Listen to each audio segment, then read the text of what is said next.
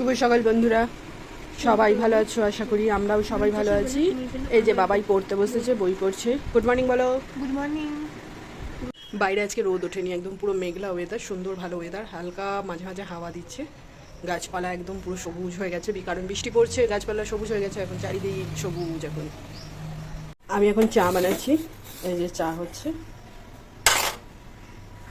চায়ের কালারটা কিন্তু খুব সুন্দর হয়েছে। এই যে চা বানাচ্ছি, গরম গরম চা। কে কে খাবে চলে এসো। এই দেখো বন্ধুরা, এখন আমি কি রান্না করছি, পটল ভাজা।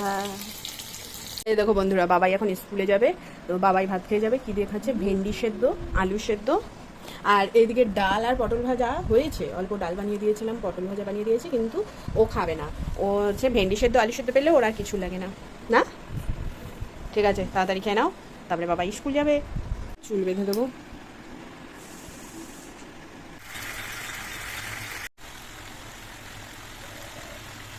এই যে আমার মাংসের ঝোল রেডি হয়ে গেছে, পুরো কমপ্লিট।